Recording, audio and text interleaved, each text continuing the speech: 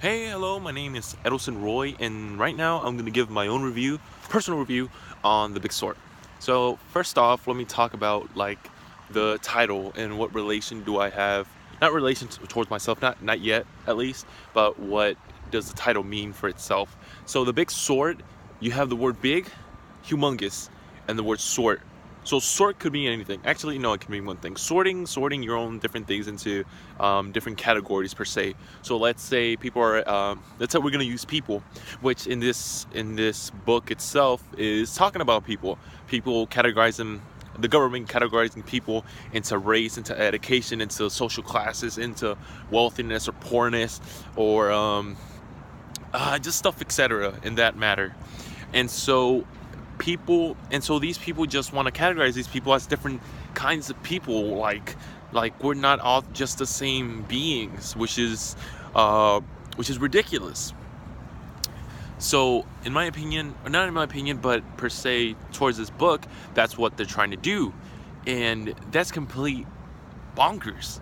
That's not right, because I know everybody, because everybody is different. Nobody's the same. We're not categorized as the same person, but at the same time we can't be categorized as someone different. We're all under the same race, which is human, the human race. So everybody's human. Nobody can be categorized as different, but at the moment we are still categorized as different people, from Caucasians to African Americans to French people to Russian people to Americans to Latinos. Everybody's categorized their own thing, and based on that, the government in our United States is just categorizing our people in just different kinds of manners. So let's say from the wealthy to the poor, people just, or education in that matter. Education is a very highly sophisticated category that can be categorized in a different matter. So let's say in education, school of education, we have people that this is an example. Don't judge me, but this is what people talk about the most. So let's say the district or the neighborhood. Yeah, the district is mostly a high rate of Caucasian people, white skin. So let's say that's a majority of the people here in this district, and there's a minority of Hispanics and African Americans, or yeah, that. And so that's a minority of that. So in this district, there's mostly conversation about, oh my God, this person is way more smarter than this Hispanic or this African American, because this neighborhood is just judged by the Caucasians, the white. It's white privilege. They're giving more benefits towards the white people, because this neighborhood, this district, is more so towards the Caucasian people, the white people, than the black people, or African Americans, or the Latinos, Hispanics. It could be Honduran, it could be Mexican, it could be Salvadorian, any of that such nature. It just seems unfair and ridiculous in that sort of way. So we think to ourselves, why does this exist? Why is this put into such a matter that we don't think to ourselves, like, why don't we stop this? Well, we've been trying to stop this in so much time, but just people, we're always gonna have those people that don't want to believe in this type of matter.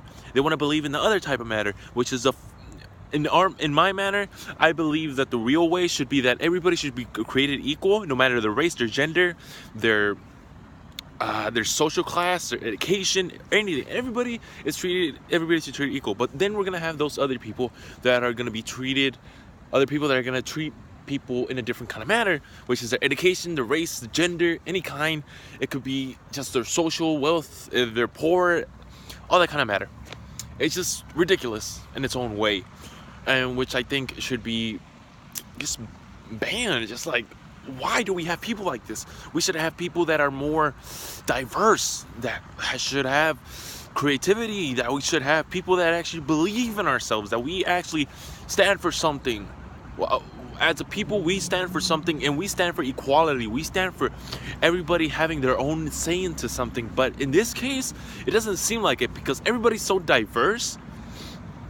I mentioned earlier that we should be more diverse, but diverse in a way that we are mentioning our cultures and our ethnic groups in our own way, and we could share it into the other people. But in the other manner and diversity is that we're just separated.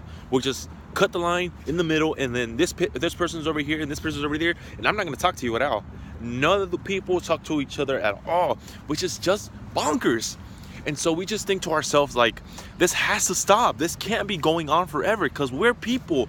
Us people should be more comprehensible. We should be more leaning towards each other, because we're like brothers and sisters. We should just keep on going into our own manner and like be more together in a way. And so into that matter, which is like people being separated but people should be equal, that's one category. And then the other category is wealth. Now, a huge factor in this is wealth, because wealth is, well, not wealth, but like money. Money in itself is just a big factor, because money buys everything. We have those things that money isn't better, or love is more better than money, but in reality, money is going to be the number one thing that's going to keep ourselves on our feet. Because we have to you have to get a job, we get the money to pay our taxes, to pay our rent, to pay the necessities that we need for shelter, for food, for clothing, for everything of that matter. And into that kind of way, we need to, and in that kind of way, it's just that people have a certain different kind of way of understanding people, which is jobs. Specifically, some specified jobs want a specific kind of people, and I understand that we want people that are, some required jobs want intelligent people that can that know these excuse me, that know these products more so than the next person, that which can make the sales for this products more efficient, that people will be more persuaded to buy this or be intelligent for this specific area of technology, of business, of lawmaking, of finance, of just education, everything of that matter. It's just that sometimes the system can be unfair, and so some people are ruled out than they should. We have minorities that should not be tolerated in a way that they're just kicked out of nowhere because they're just, oh, he's black, or she's black, or she's a woman. We don't allow women in here, so why are we going to allow a woman to do a man's job? Because we still have people that do that kind of stuff. We can't allow that. We can't tolerate that. We have to bring it to a halt. To a halt.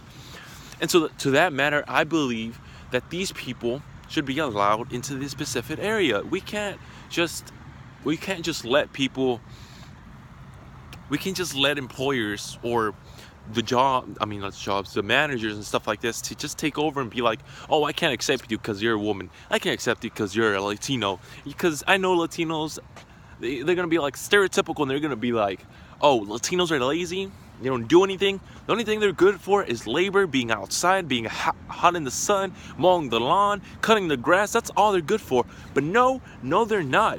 Because everybody, even if you're Hispanic, even if you're an African American, even if you're a lower class white person, Caucasian, anything you want to say, we all try our hardest to be the best person that we can possibly can. And in such